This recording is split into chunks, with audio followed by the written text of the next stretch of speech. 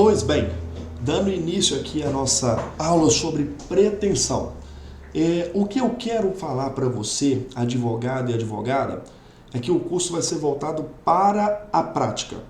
Então, não há condições de aprender processo olhando outros processos. Eu vou tentar aprender a advogar na prática forense. Isso é um erro, isso é um absurdo, porque a prática forense ela já vem dotada de muitas mazelas, de muitos erros, e quando você fica aprendendo, tenta aprender de forma errada, você vai apenas repetir erros que estão no passado. Então, qual é a ideia do ensinamento da pretensão? Você entender tecnicamente como delimitar essa pretensão para que você possa ali transcrever na sua petição inicial e ter sucesso nos seus processos instaurados, ok?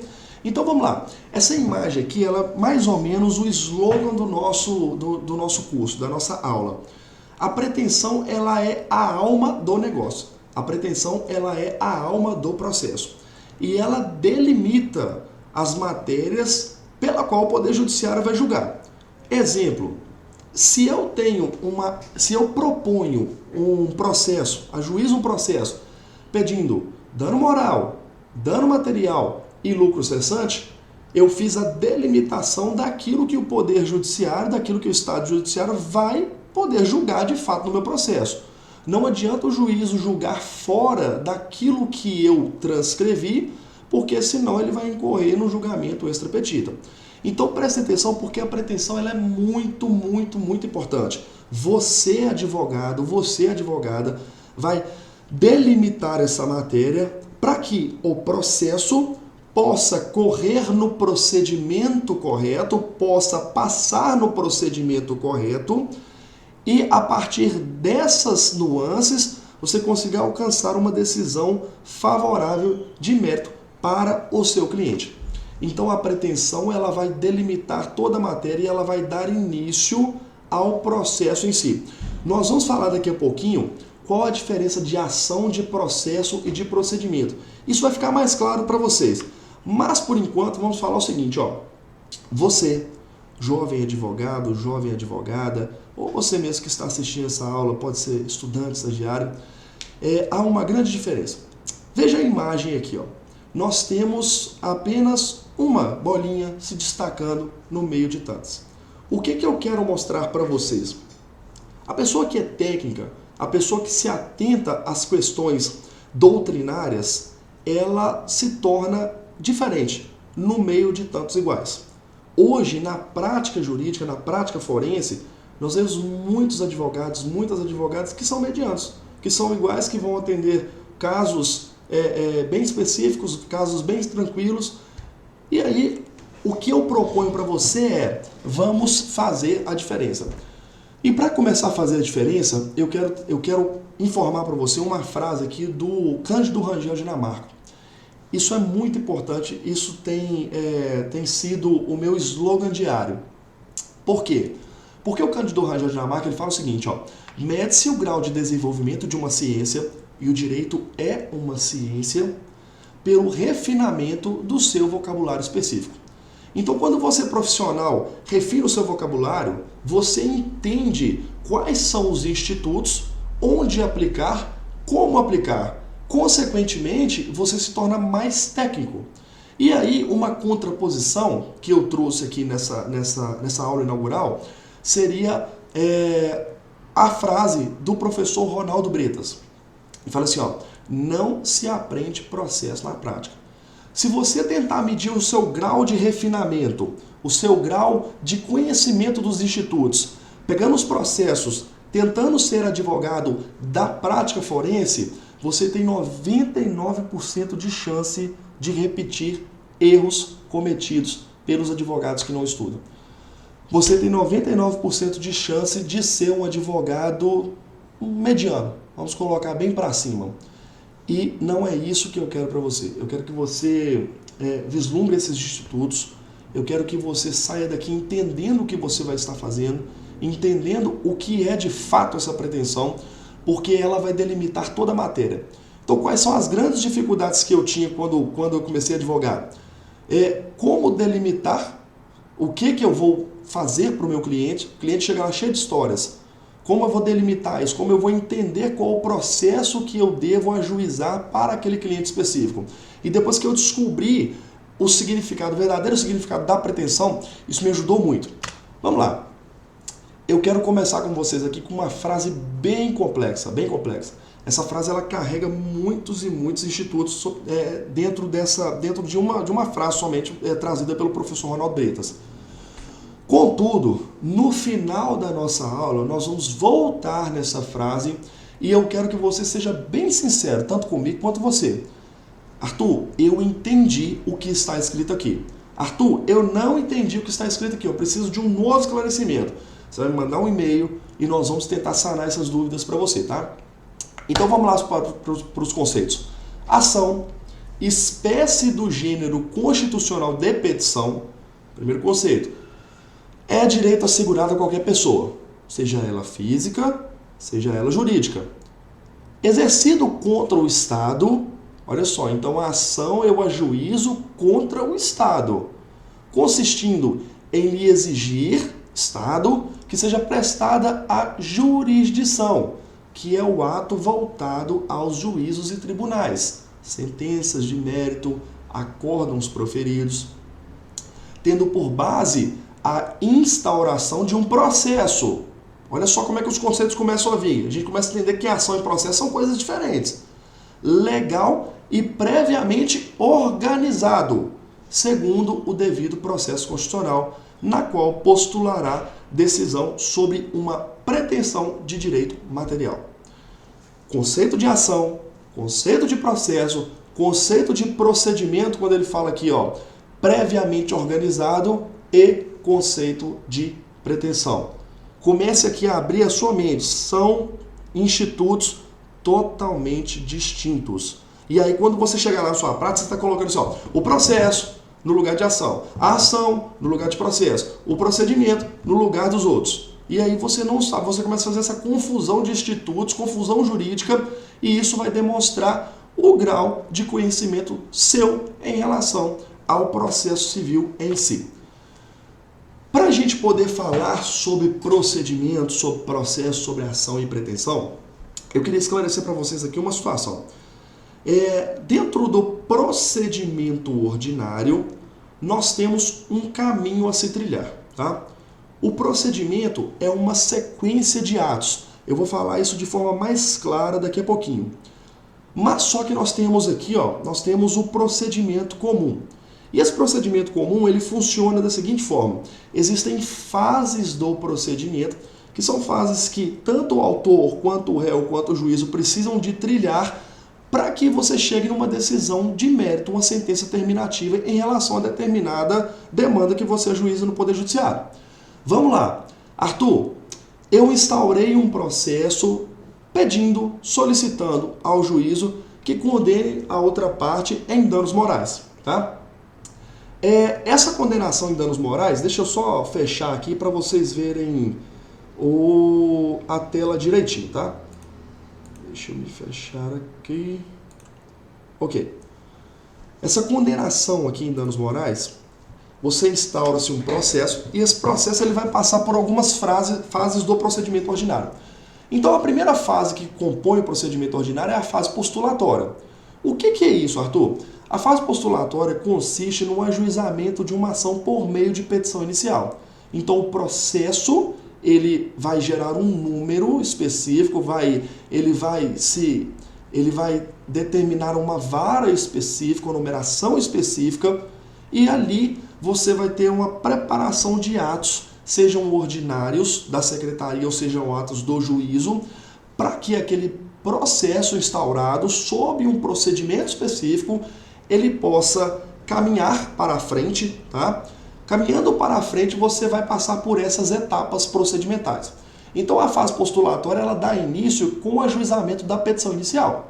Ajuizei requerendo danos morais. Ok. Primeiro ato procedimental, primeiro ato do procedimento em si. Ajuiza a ação, a secretaria vai receber aquele processo e vai mandar para citação, vai mandar para os oficiais de justiça para realizar a citação da parte contrária. Citada a parte contrária, você vai ter o primeiro ato do procedimento, que é a audiência de tentativa e conciliação, ok? Beleza.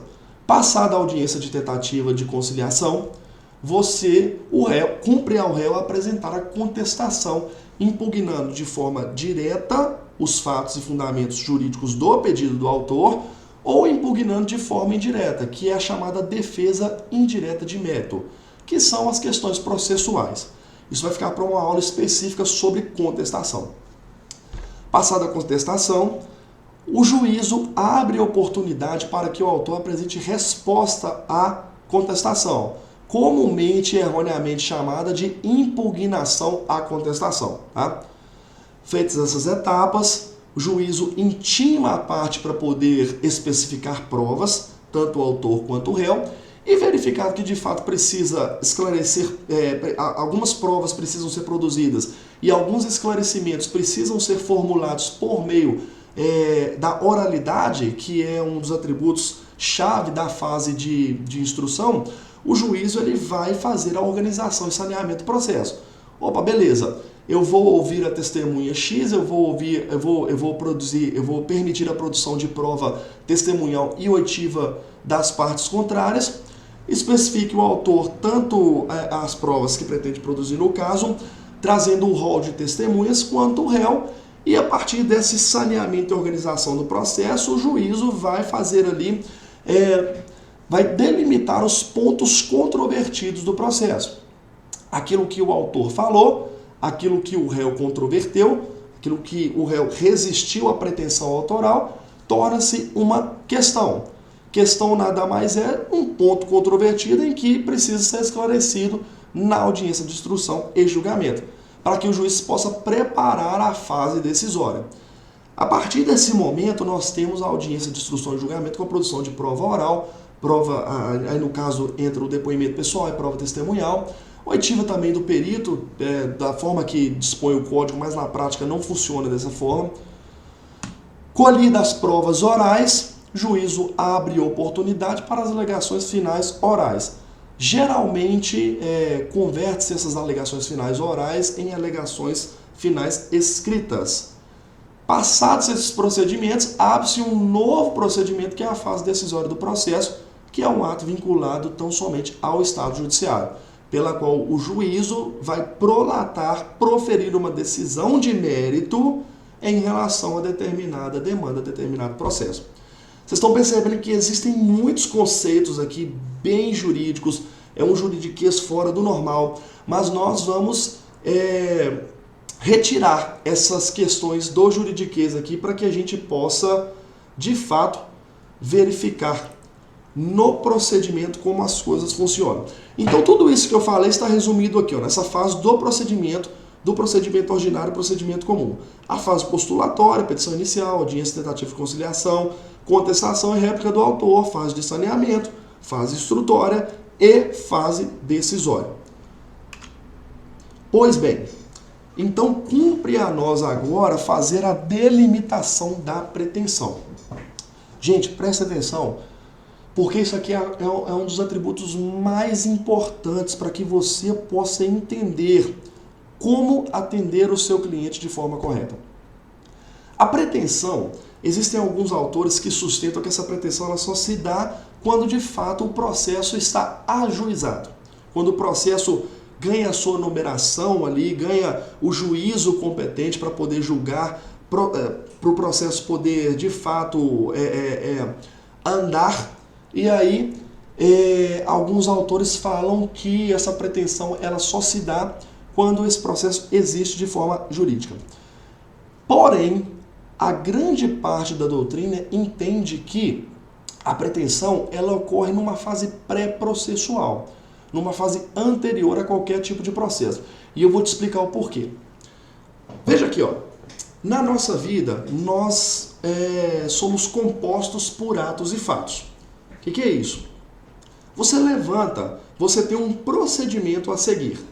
Você vai levantar da sua cama, você vai tomar o seu banho, você vai escovar os seus dentes, você vai tomar o seu café. vai passar ou ir para a faculdade ou ir para o seu trabalho, seja lá qual for o seu destino. Perceba que atos ocorreram, atos físicos ocorreram. Então vamos dar um exemplo aqui, para você entender de forma prática. Você fez todos esses atos que eu acabei de falar. E aí você saiu no seu carro ou na sua moto para poder ir estudar ou ir trabalhar. Tá? No meio desse caminho, no meio desse percurso, alguém vem e choca no seu veículo, na traseira do seu veículo, estava todo errado, todo complicado. Você certa essa pessoa errada. Houve um fato. Esse fato aconteceu no mundo físico, que foi o quê? O abarroamento, palavra difícil aqui que eu vou usar para vocês, ou choque na traseira do seu veículo. Então esse fato ele está no mundo físico. E aí, o que é a pretensão de fato? Algo que aconteceu no mundo físico que está amparado por uma lei específica. A partir do momento em que alguém bate no seu veículo, surge uma pretensão de um ressarcimento material para que você possa, de fato, consertar o seu veículo, ok? Então, existe um fato no mundo físico, existe uma lei específica, nesse caso o artigo 186 e 927 do Código Civil, que vai falar sobre esse causar dano a outrem, tá? E aí, a junção do fato com a junção do ordenamento jurídico abre oportunidade para que a parte exerça um direito de ação. Qual a ação, Arthur? Que é um direito peticionalmente garantido, é um direito constitucionalmente garantido. Ação de reparação por danos materiais. Então eu quero que você pare aqui o seguinte, eu quero deixar você louco, quero deixar você louca, no seguinte sentido: tudo que você for verificar a partir desse momento, você vai olhar com olhares técnicos. O que foi que aconteceu no mundo físico? Esse acontecimento, ele é amparado por um ordenamento jurídico, por uma lei específica? Então surgiu para aquela pessoa o direito de ação. Por que eu quero que você faça isso? Porque o seu João e a dona Maria, eles vão chegar lá no seu escritório e falar assim: doutora, olha só, no dia tal eu acordei, pintei o cabelo, saí para poder trabalhar e veio um filho da mãe e bateu no meu carro aqui na parte traseira. E aí eu tava muito nervosa porque eu briguei no meu casamento, meu marido, a minha esposa tava me enchendo o raio da paciência e eu não aguentei fazer isso aqui. Percebam que a história que o seu cliente vai contar para você é cheia de detalhes importantes e detalhes que são supérfluos. Para que eu vou delimitar a minha pretensão falando que a dona Maria, no dia tal, acordou muito chateada porque havia brigado com o esposo, e aí ela saiu para poder trabalhar e uma pessoa veio e bateu na traseira do carro dela. Quando você for fazer a delimitação dessa pretensão, você vai anotar aquilo que aconteceu no mundo fático, mas já de forma técnica, já pensando lá na frente, fala assim: opa, ordenamento jurídico me protege, ordenamento jurídico garante um direito para essa parte dessa e dessa forma. Ali nasce o direito de ação, que é um direito subjetivo, ou seja, eu posso exercer ou não, e é um direito constitucionalmente garantido. Beleza? Pegue essas questões relacionadas à pretensão e grave muito bem, porque ela vai te ajudar um pouquinho lá na frente, tá? Então vamos lá. Para Carnelucci, que é um doutrinador italiano, ele tem uma ideia de pretensão muito bacana, ele tem uma ideia de pretensão muito boa. A pretensão é a manifestação da vontade, aquilo que aconteceu no mundo fático. Ocorre antes do processo, ou seja, pelo fato de ser um direito subjetivo da parte propor ou não uma ação, ela é de forma pré-processual, ok? Nasce com a lesão ou ameaça do direito. Lembra aqui do exemplo, choquei no carro da dona Maria, nasceu a pretensão. Falei mal na internet do fulano de tal, de forma bem pejorativa, nasceu a pretensão para uma reparação moral. Preciso de um documento do banco, nasce uma pretensão de uma ação de exigir contas, por exemplo. Então a pretensão ela se formula e ela classifica o direito que o seu cliente terá, tá? subordina o réu ao interesse alheio, requerendo a imposição de interesse próprio. O que é isso? Se nasceu uma pretensão a mim por um choque no meu veículo, eu vou acionar o Estado Judiciário, por isso que eu processo, eu demando contra o Estado Judiciário, para que o Estado Judiciário convoque o réu e, naquela relação formulada, eu, autor, imponha que o réu possa ressarcir os danos que eu tive de forma material. Consequentemente, surge ao réu o ônus, que não se confunde com obrigação, de trazer ali fatos extintivos, impeditivos e modificativos do direito do autor, para garantir a ampla defesa e o contraditório dentro de um procedimento. Então, olha só como é que a noção de pretensão ela começa a ser formulada e, de fato, você precisa entender isso de forma muito, muito, muito correta, porque você vai começar a se tornar um profissional mais técnico. Então, a pretensão subordina o réu ao interesse alheio. Não quer dizer que o autor vai sair vitorioso da ação, mas há uma subordinação nesse sentido. E a pretensão bem anotada, ela vai classificar qual o direito que a sua parte, que o seu cliente terá sobre aquela pessoa. E esse é o ponto-chave para o jovem e para a jovem advogada. Por quê? A depender da pretensão que nasce, você vai começar a delimitar, você vai começar a trazer aos procedimentos específicos. Uma pretensão sobre direito real, uma pretensão sobre direito pessoal, uma pretensão sobre direito imobiliário, mobiliário e por aí vai. Então, quando você fala de pretensão, você fala de manifestação de vontade que ocorre antes do processo e que, se for resistida pela parte contrária, se o réu apresentar contestação, nós vamos ter ali uma pretensão resistida ou um ponto controvertido. Beleza? Então, aqui, passados os institutos da pretensão, nós vamos falar agora sobre a ação. Lembre da frase lida no começo. São institutos diferentes. Não vai confundir isso na sua prática depois dessa aula, tá? Pelo amor de Deus. Então, a ação, ela tem uma peculiaridade tanto quanto interessante, trazida por Eduardo Couturi. Olha só que bacana, ó. A ação é o direito de pedir tutela jurisdicional do Estado para atender uma pretensão insatisfeita. Misericórdia, Arthur, o que você está falando?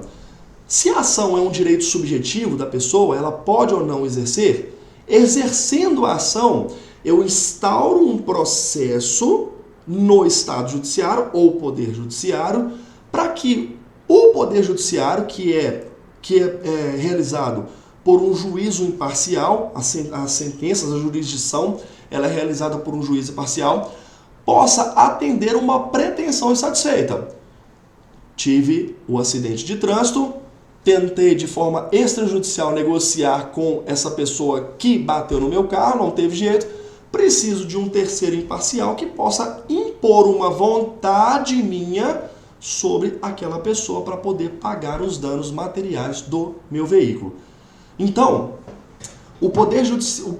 a ação de fato é o poder jurídico de fazer valer a pretensão. Eu, autor, quero que o réu pague. Eu, autor, tento subordinar o réu ao meu interesse. É um direito subjetivo público exercitado pelo autor contra o Estado, isso aqui nós já falamos, eu posso ou não exercitar. E o objetivo central é a solução final da ação, que será a solução da pretensão. Eu ajuizei uma ação por um procedimento específico, gerando um processo com um número específico, transcorrendo por determinados procedimentos específicos, e aí o que eu almejo é a solução final da minha pretensão insatisfeita, da minha pretensão resistida. Então a ação é proposta de forma coligada com a pretensão. Não adianta eu nascer um direito de ação para mim, nascer uma pretensão para mim, determinando um direito X, direito imobiliário, e eu ajuizar uma ação pautada naquela pretensão sobre direito real ou direito pessoal. Logicamente não caberia essas questões. Então, a ação ela coloca a apreciação do Estado Judiciário uma pretensão por meio da petição inicial. após a resistência do réu a uma questão, e o direito de ação, depois de exercido, desencadeia uma série de atos processuais. Isso daqui é muito interessante. Porque a partir do momento em que eu tenho uma pretensão, e essa pretensão ela não é satisfeita de forma extrajudicial, eu tenho o direito de ação, ou seja, de propor contra o Estado Judiciário que chame determinada pessoa, convoque determinada pessoa ao processo, e a partir do momento em que eu ajuizo esse processo, proponho esse processo, eu desencadeio uma série de atos processuais que serão determinados por aquilo que nós chamamos de procedimento. Então vamos lá, só para a gente ter uma noção aqui, ó. Vamos falar um pouquinho de processo, tá? Antes de entrar no procedimento, que é algo muito importante. Então o processo permite às partes a verificar a existência de um direito.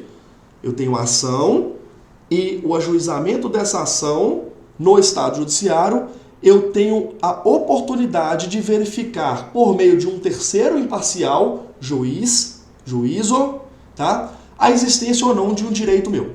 É o método, o sistema de compor a lide em juízo. Olha só como é que os institutos vão se diferenciando, tá? Eu vou falar para vocês em outra aula sobre o processo como relação jurídica, trazida de um doutrinador chamado Oscar von Birchow, por volta ali de 1900, tá? Nós temos essa tendência de processo como relação jurídica. E em contrapartida, eu trarei alguns aspectos trazidos por Hélio Fazzaglari, um doutrinador italiano que traz o processo como procedimento em contraditório. É uma aula específica, é uma aula muito técnica, mas que dá para você poder aplicar de forma tranquila no seu dia a dia, até mesmo para que você possa argumentar contra o juízo, contra as partes contrárias, contra os advogados.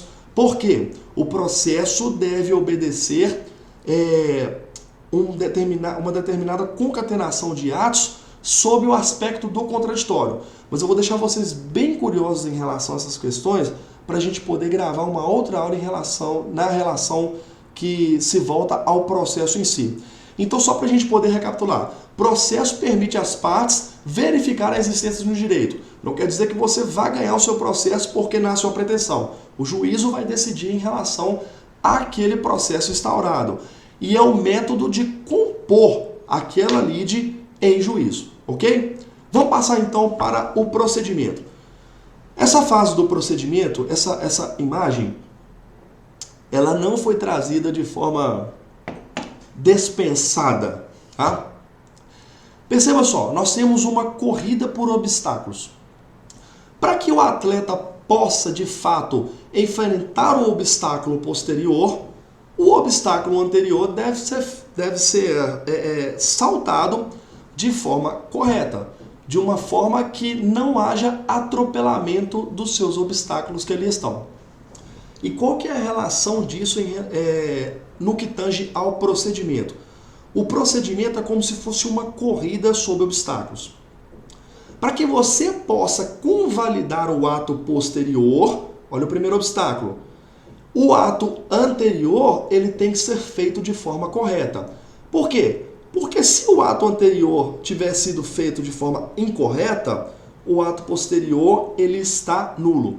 Perceba que o procedimento ele se diferencia do processo, por quê? O procedimento é o transcorrer do processo.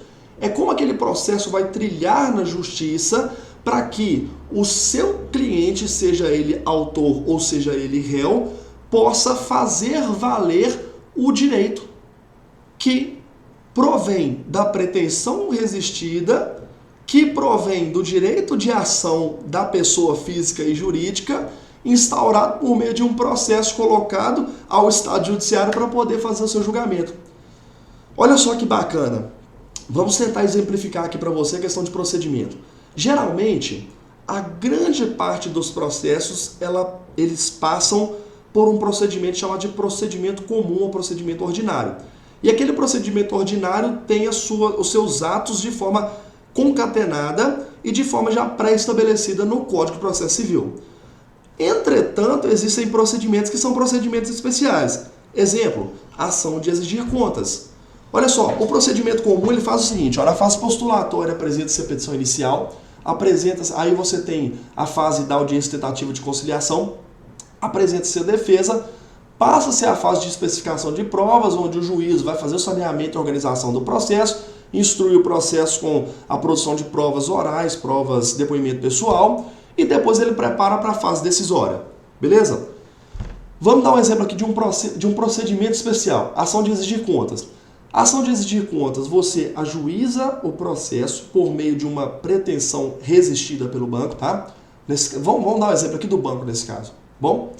E a partir desse momento, o juízo ele vai intimar a parte contrária, vai citar a parte contrária para poder responder esse processo, e ali você tem uma primeira etapa do processo que é chamada de sentença, mas não é uma sentença, é uma decisão interlocutória, muito cuidado nisso. E a partir do momento que ele dá que o juízo prolata essa primeira decisão interlocutória, você tem a primeira fase do procedimento especial de exigir contas. Dado o direito ao autor ou não, abre-se margem para a segunda etapa do procedimento especial da ação de exigir contas, que tem as suas nuances, que tem as suas questões pré-estabelecidas pelo Código de Processo Civil. Perceba que o procedimento comum tem o seu caminhar, tem o seu galgar. Perceba que o procedimento especial tem o seu caminhar diferentemente do procedimento comum. E por isso que quando nós falamos em procedimento, nós falamos em uma sequência e sucessão de atos de forma lógica para um fim específico. Não adianta você saltar os obstáculos do procedimento comum atropelando esses obstáculos. Se o primeiro obstáculo ele caiu, a convalidação do segundo obstáculo ela não vai ser realizada, porque há uma nulidade no processo. E aí você, advogado técnico, tem que se atentar a isso, por quê? Vamos colocar aqui que você é advogado da parte autora. Você precisa chamar, caso verifique um fato, uma sequência lógica desse procedimento que feriu um ordenamento processual, não se valeu dos atos já pré-determinados, chame o processo à ordem. Juízo, olha, teve um erro aqui, porque lá na frente pode se provocar uma nulidade. Vamos refazer essa questão, vamos refazer esse ato para que não haja nulidade no meu processo e você não perca tempo.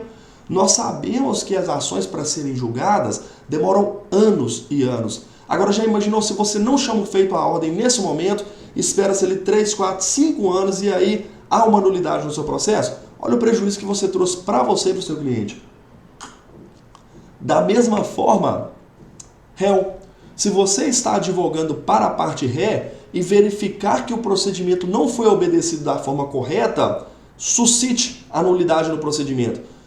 Por quê? Porque a maioria das vezes para o réu ganhar tempo também é necessário no processo. Então você precisa estudar as fases corretas do procedimento para que você de fato saiba o que acontece, quais são as regras do jogo e você possa alegar ou uma nulidade que aconteceu ou uma nulidade que gerou por falta de inobservação do procedimento. E não sejam leigos, tá? Acontece muito no dia a dia. Então, aquilo que nós falamos, para a validade do ato posterior, há uma dependência da validade do ato anterior. O procedimento é o conjunto de atos procedimentais realizados em contraditório. Isso aqui é muito importante. Define e ordena os atos processuais necessários.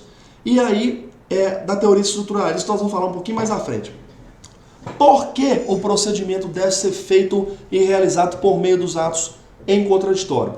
Hoje nós temos o artigo 8 e 9 do Código de Processo Civil que trazem um princípio chamado de princípio da não surpresa. O que é isso, Arthur? É dever do Estado Judiciário, é dever do juízo, ainda que a matéria possa ser julgada de ofício, dar oportunidade para as partes dialogarem no processo. Isso demanda uma efetivação da democracia dentro do processo instaurado. Juízo hoje não pode julgar o processo mais de forma solipsista, de forma, vamos dizer assim, com as suas convicções pessoais. Deve-se abrir oportunidade para que as partes possam dialogar, possam informar, possam influenciar o juízo na prolação de uma decisão. seja ela interlocutória, seja ela uma decisão final de mérito. Então a teoria estruturalista, que é uma teoria trazida pelo doutrinador, pelo jurista Ronaldo Bretas de Carvalho Dias, ela trata de fato de uma estrutura procedimental que vai convalidar o contraditório dentro do procedimento. Olha isso, ó. A teoria estruturalista do processo, ela demanda o seguinte, ó. Deve haver informação. Juízo deve informar para as partes sobre o julgamento de determinada demanda, seja decisão interlocutória, seja decisão de mérito. Dessa informação provinda do Estado Judiciário, do Poder Judiciário, deve-se abrir margem para a reação das partes. O que o autor tem para poder falar, o que o réu tem para poder falar sobre aquele determinado ato. Da reação, você tem que garantir o diálogo entre as partes e a oportunidade de influência do juízo em relação àquela demanda que ele vai julgar. Eu devo influenciar, eu devo falar por que o meu processo deve ser julgado procedente. Eu devo influenciar, eu devo falar por que o processo do autor não deve ser julgado improcedente, não deve ser julgado procedente. Então, dentro das fases do procedimento comum, eu destaquei aqui uma frase bem peculiar do doutrinador Humberto Teodoro Júnior. O procedimento comum, que é o procedimento padrão, ele fala o seguinte, ó, é um processo dividido numa série de fases ou momentos, olha o procedimento, onde cada fase prepara a fase seguinte, olha o procedimento, e uma vez passada a próxima fase, não mais pode se retornar à fase anterior. A origem da palavra processo vem de proceder, que é o seguinte, um caminhar para a frente. A origem da palavra retrocesso é um caminhar para trás, é um noncesso. Então, quando você fala assim, ó, instaurei um processo que percorre pelo procedimento comum, a ideia é sempre a concatenação de atos que vão adiante para que autor possa ver uma pretensão sendo julgada de forma procedente pelo Estado Judiciário. Então, ó, quando nós falamos aqui desses processos, dessas fases, nós falamos sobre o processo como procedimento em contraditório e estrutura dialética do contraditório, que é a teoria estruturalista, nós entendemos que para a convalidação do ato posterior deve ser convalidado o ato anterior. E aí uma série de atos, uma série de normas que disciplinam em conexão entre elas, regendo a sequência do seu desenvolvimento. Preste muita atenção nisso, você precisa de verificar essas questões. Verifique o seu processo, advogado ou advogada, de forma técnica. Respeitou os atos procedimentais? Processo está válido. Não respeitou os atos procedimentais? Processo inválido, nulidade que deve ser alegada. Beleza? Então vamos lá. Chegou aqui na cereja do bolo, que é a delimitação da pretensão.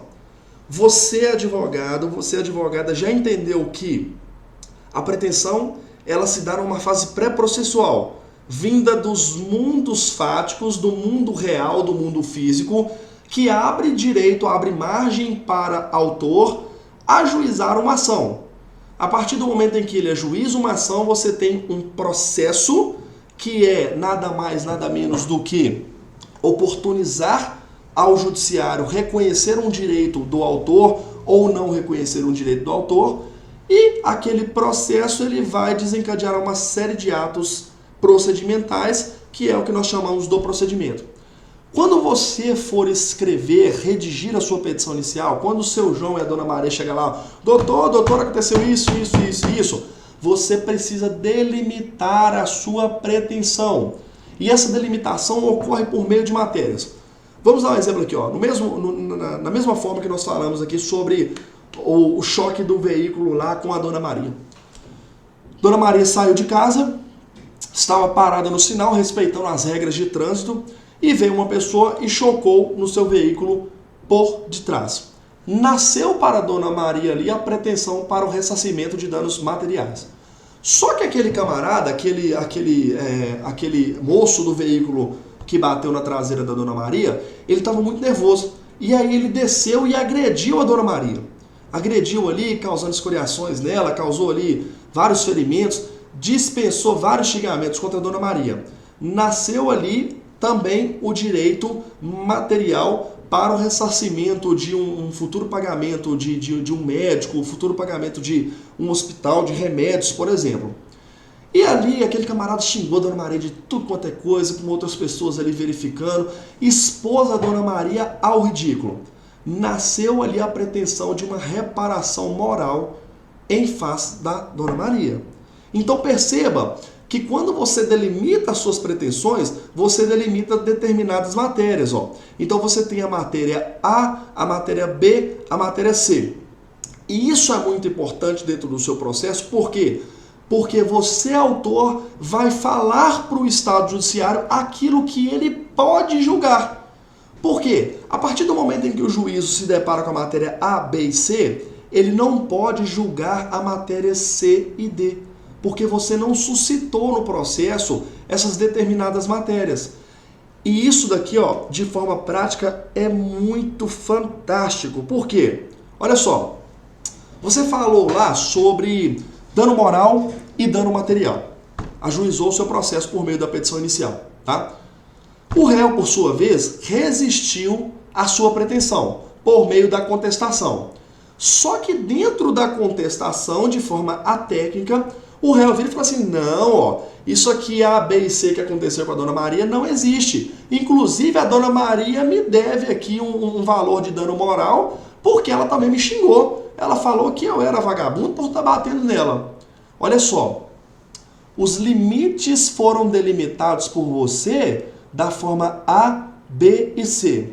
Cumpre ao réu trazer fatos extintivos, impeditivos e modificativos do direito do autor, vinculado às matérias A, B e C.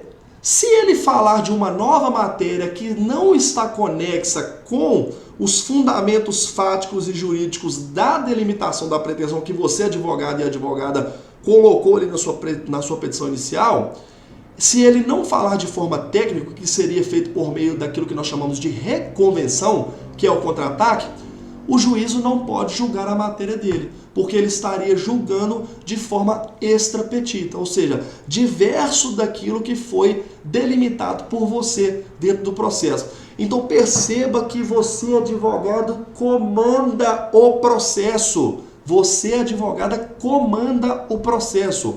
Por quê? Porque é você quem delimita os limites do Poder Judiciário. Tudo que passar dos seus limites, se não feito da forma técnica por meio da reconvenção, não pode ser julgado.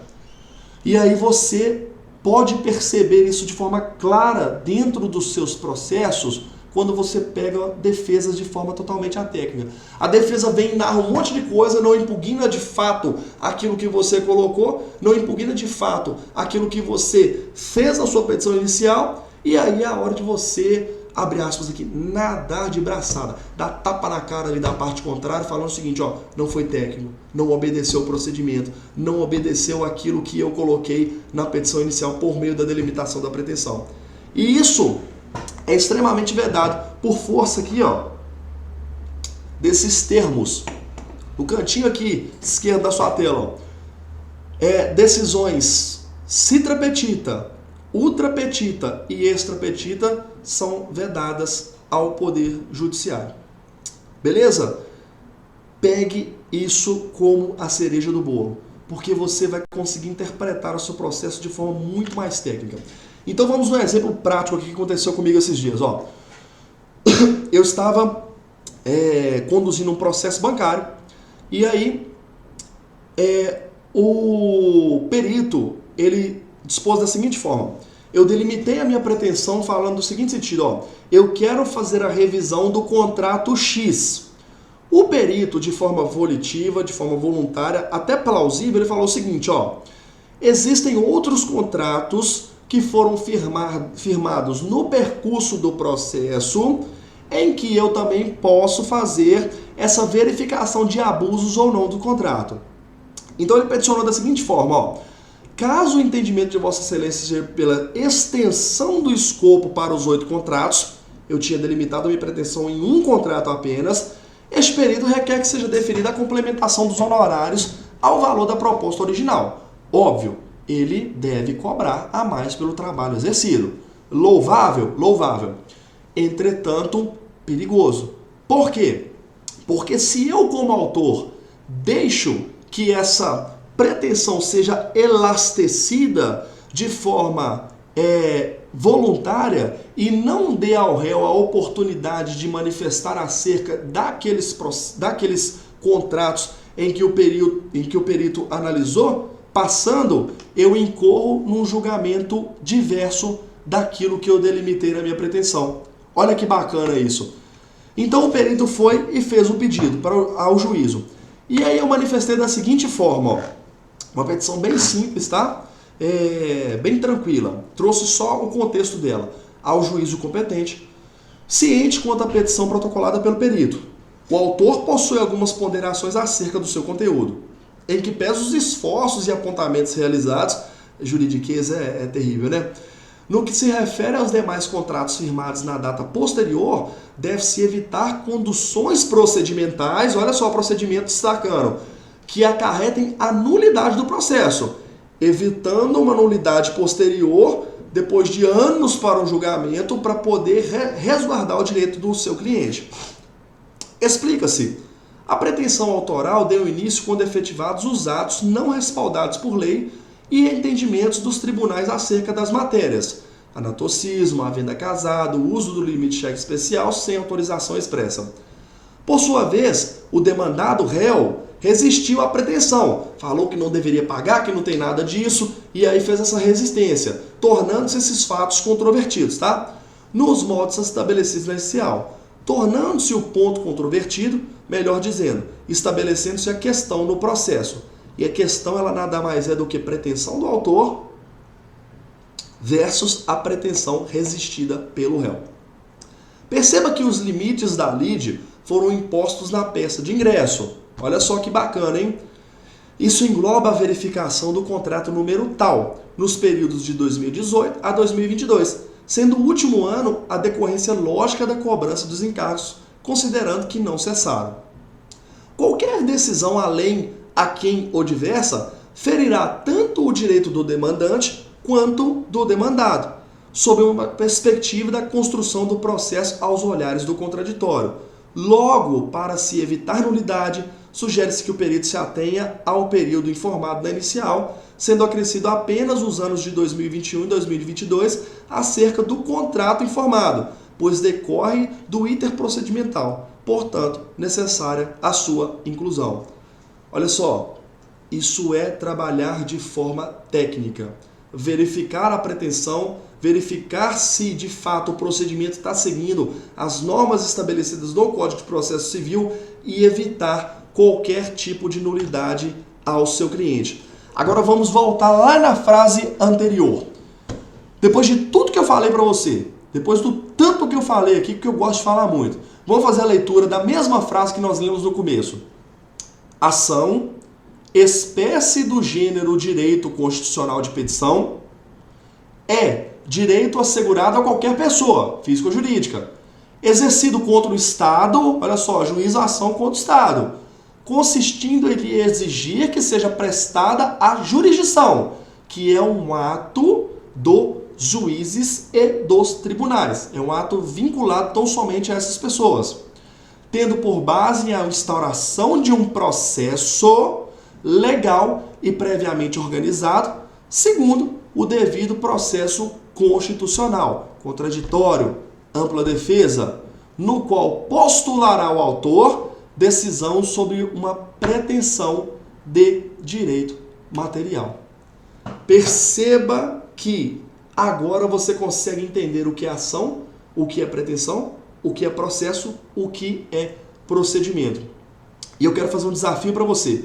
Se você chegou até aqui e assistiu essa aula, me dê um feedback. Arthur, deu para entender? Show, bacana. Nós vamos passar por uma próxima aula falando sobre petição inicial, trazendo esses vínculos da pretensão para a gente poder delimitar o tema. Arthur, não consegui entender. Você falou tudo errado, você falou difícil, me dê esse feedback para que eu possa melhorar essa aula cada vez mais, ok? Gente, muito obrigado. Ó, beijão a todos vocês.